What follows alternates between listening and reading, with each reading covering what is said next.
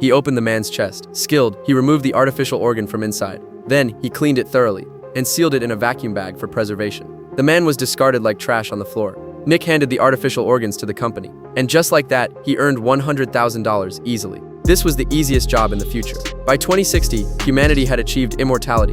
The rich could extend their lives by replacing organs, but the procedure was extremely expensive. The poor, desperate to survive, could only buy organs through installment payments. The organ company was very pleased with this method. As soon as a client missed a payment, the repo man would come and take the organs back, then resell them. They used scanners to easily detect if an organ was overdue.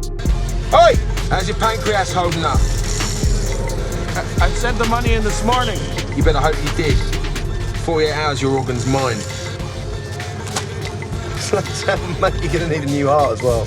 Nick worked as an organ repossession agent. He made a fortune from this job. However, his cruel profession was something his wife could not accept. She urged Nick to quit his job, but for the sake of giving their son a better life, Nick refused to agree. One day, Nick invited his partner Tom over for a party, but Tom started doing repossession work right at Nick's doorstep. This brutal scene was accidentally witnessed by Nick's wife. His wife could no longer bear it. In anger, she took their son and left the house. On the way back to the company, Nick felt a bit heavy-hearted. At this moment, Tom suddenly discovered several overdue organs using the scanner. It seemed like this was a hub for illegal organ trading. They immediately grabbed heavy weapons and charged in. Though they were only two, with the help of advanced weapons, they quickly subdued the opposition. They returned to the company with their loot. The manager was stunned when he saw it. He even doubted his own eyes. 32 artificial organs in total. This was the work output of an entire year for other employees. However, just as the manager was about to give them a raise, Nick suggested he would resign instead. Tom couldn't understand this. He couldn't understand why Nick would give up such a high-paying job. The truth was, Nick had figured it out. To save his family, he had to quit the job. So Nick decided to finish his final job and leave the company the next day.